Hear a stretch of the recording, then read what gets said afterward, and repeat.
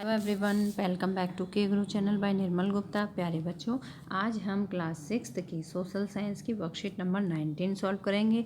सभी स्टूडेंट्स अपनी वर्कशीट पर अपना नाम लिखेंगे, क्लास टीचर का नाम लिखेंगे, डेट लिखेंगे 4 दिसंबर 2020। तो स्टार्ट करते हैं बच्चों आज की वर्कशीट, जिसमें आप पढ़ेंगे गौतम बुद्ध की कहानी, जो कि पाठ 7 है आपकी बुक का। पाठ 7 है जिसका नाम है नए प्रश्न और नए विचार। ठीक है, पाठ का नाम है नए प्रश्न और नए विचार, जिसमें आप पढ़ेंगे गौतम बुद्ध की कहानी। तो बच्चों, यहाँ पर आप चित्र के माध्यम से देख सकते हैं, ये गौतम बुद्ध का चित्र है। ठीक है, हम गौतम बुद्ध के बारे में डिटेल में जानेंगे। गौतम बुद्ध बौद्ध धर्म के संस्थापक सिद्धार्थ थे, है ना। बौद्ध धर्म के संस्थापक कौन थे? सिद्धार्थ थे। आपको नाम याद रखना है, धर्म का नाम क्या है? बौद्ध धर्म। और इसके संस्थापक का नाम क्या है? सिद्धार्थ, जिन्हें गौतम के नाम से जाना जाता है। और बच्चों, ये गौतम, यही गौतम बुद्ध हैं। ठीक है, इन्हें किस नाम से जाना जाता है? गौतम के नाम से जाना जाता है। उनका जन्म लगभग 2500 वर्ष पूर्व हुआ था। युवावस्था में ही ज्ञान की खोज में उन्होंने घर के सुखों को छोड़ दिया। बच्चों, ये एक राजकुमार थे, तो इन्हें घर में सारी सुख सुविधाएं थी। ये महल में रहते थे, इनके पास बहुत सारी सुख सुविधाएं थी, कोई भी अभाव नहीं था, कोई भी दुख नहीं था। लेकिन इन्होंने ज्ञान की प्राप्ति करने के लिए युवावस्था में ही अपने घर के सुखों को छोड़ दिया था और अनेक वर्षों तक भ्रमण करते रहे थे। भ्रमण मतलब घूमते रहे थे ज्ञान की खोज में। उन्होंने बोध गया कहाँ पर है? बिहार में है। उन्होंने बोध गया में एक पीपल के नीचे कई दिनों तक तपस्या की। अंततः उन्हें ज्ञान प्राप्त हुआ। बच्चों, इन्होंने बहुत दिनों तक तपस्या की थी बोध गया बिहार में, और एक पीपल का पेड़ था। ठीक है, पीपल के पेड़ के नीचे फिर उन्हें वहीं पर ज्ञान की प्राप्ति हुई। तो कहाँ पर ज्ञान की प्राप्ति हुई थी? बोध गया में ज्ञान की प्राप्ति हुई। इसके बाद वे बुद्ध के रूप में जाने गए। जब इन्हें ज्ञान की प्राप्ति हो गई तो ये बुद्ध के रूप में जाने गए थे। यहाँ से वे सारनाथ वाराणसी के निकट गए। सारनाथ कहाँ पर है बच्चों? वाराणसी के निकट है।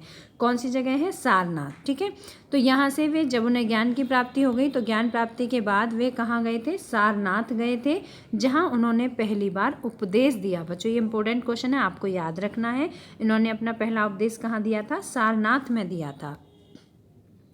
कुशीनारा जो कि उत्तर प्रदेश में है।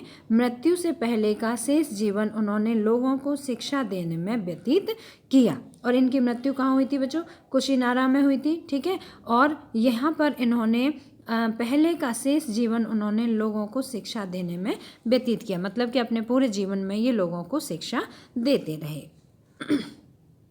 बुद्ध ने शिक्षा दी कि यह जीवन दुखों और कष्टों से भरा हुआ है। इन्होंने एक सत्य बताया कि ये जो हमारा जीवन है ये दुख और कष्टों से भरा हुआ है, और ऐसा हमारी इच्छाओं और लालसाओं के कारण होता है। हमें दुख और कष्ट क्यों मिलते हैं? क्योंकि हमारी इच्छाएं बहुत सारी होती हैं, हमारी लालसाएं होती हैं कि हमारे पास ये चीज़ होनी चाहिए, वो चीज़ होनी चाहिए, है ना, हमारे पास ये होना चाहिए। तो हमारे पास जो चीज़ नहीं है उसे पाने की जो हमारी इच्छा है वही हमारे दुख का कारण है। उनके अनुसार आत्म संयम अपनाकर ही हम ऐसी लालसाओं से मुक्ति पा सकते हैं। और अगर हमें अपनी इच्छाएं और लालसाएं छोड़नी है तो इसके लिए हमें क्या करना होगा? हमें आत्म संयम अपनाना होगा। आत्म संयम मतलब अपने ऊपर कंट्रोल करना होगा कि हमारे पास जो है हमें उसी के साथ संतुष्टि के साथ रहना है। उन्होंने लोगों को दयालु होने तथा मनुष्यों के साथ साथ जानवरों के आदर करने की भी शिक्षा दी। उन्होंने लोगों से कहा कि आप दयालु बनो, सब पर दया करो, और इसके अलावा ऐसा नहीं केवल मनुष्यों का बल्कि जानवरों का भी आदर करो। बुद्ध ने अपनी शिक्षा सामान्य लोगों की प्राकृत भाषा में दी। बच्चों, लोगों की जो सामान्य भाषा थी वो कौन सी भाषा थी? प्राकृत भाषा। जिस शब्द के ऊपर मैं सर्कल कर देती हूँ उस शब्द को आप समझ जाया करो कि ये बहुत ही इंपॉर्टेंट है, उसे बहुत ध्यान से समझना है आपको। ठीक है, बुद्ध ने अपनी शिक्षा सामान्य लोगों की प्राकृत भाषा में दी थी। और क्यों दी थी? जिससे सामान्य लोग भी उस संदेश को समझ सकें। ठीक है, बुद्ध तो ज्ञानी थे, वो और भी दूसरी भाषा में बोल सकते थे, लेकिन नहीं, उन्होंने प्राकृत भाषा का प्रयोग किया था जिससे कि लोगों को समझ में आ जाए। और वो शिक्षा देना क्यों चाहते थे? वो लोगों को समझाने के लिए तो शिक्षा देना चाहते थे, तो लोगों को समझ में आए, इसीलिए उन्होंने प्राकृत भाषा का प्रयोग किया था। अब बच्चों निम्नलिखित प्रश्नों के उत्तर दीजिए। बड़ी ही सरल और बहुत ही इंटरेस्टिंग वर्कशीट है बच्चों। अब देखिए पहला प्रश्न पढ़ते हैं। बुद्ध ने अपना पहला उपदेश कहाँ दिया था? तो कहाँ दिया था बच्चों? हमने उत्तर जाना था। बुद्ध ने सारनाथ गए थे, जहाँ उन्होंने पहली बार उपदेश दिया था। ठीक है, सारनाथ, यहाँ पर आप गए नहीं लिखोगे बस। ठीक है, सारनाथ जहाँ उन्होंने अपना पहला उपदेश दिया था। ये है हमारा आंसर नंबर 1। आप अपनी वर्कशीट से ही लिखेंगे। ठीक है, बुद्ध ने अपना पहला उपदेश कहाँ दिया था? तो बुद्ध ने अपना पहला उपदेश सारनाथ में दिया था। दूसरा प्रश्न है, बुद्ध ने प्राकृत भाषा में शिक्षा क्यों दी थी? तो क्यों दी थी बच्चों? जिससे यहाँ से आप लिखेंगे इस प्रश्न का उत्तर, दूसरे प्रश्न का आंसर। ठीक है, ये पूरा आंसर नंबर 2।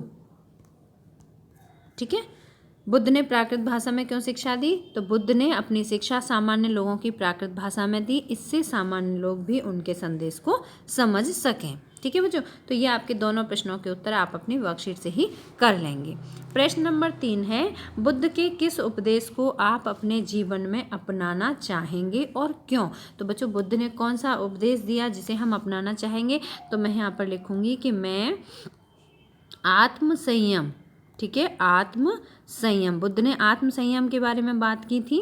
हम अगर आत्म संयम कर लेंगे तो हमें दुख और कष्टों से मुक्ति मिल जाएगी। तो मैं आत्म संयम को अपनाना चाहूँगी।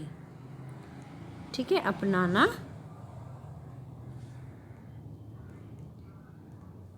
चाहूँगी। ये हमारे तीसरे प्रश्न का उत्तर होगा, लेकिन ये भी आधा हुआ। दूसरा इसमें क्या पूछा है और क्यों? क्यों का आंसर आप लिखेंगे, आत्म संयम अपना कर ही हम ऐसी लालसाओं से मुक्ति पा सकते हैं। ठीक है, हम यहाँ पर लिखेंगे आत्म संयम पाकर ही, आत्म संयम पाकर हम जीवन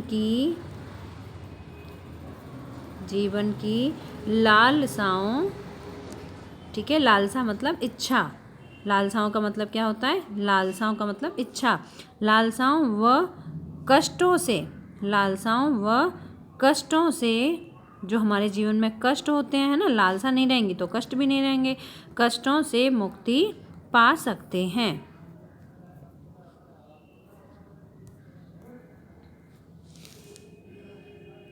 पा सकते हैं। ठीक है बच्चों, तो इस तरह से ये हमारे तीसरे प्रश्न का उत्तर हुआ। बच्चों मुझे उम्मीद है कि आपको अच्छी तरह से समझ आ गया होगा। अगर आपको समझ आया है तो आप इसे लाइक ज़रूर करना और अपने फ्रेंड्स के साथ शेयर करना। और अगर आपने अभी तक हमारे चैनल को सब्सक्राइब नहीं किया तो आज सब्सक्राइब जरूर करना।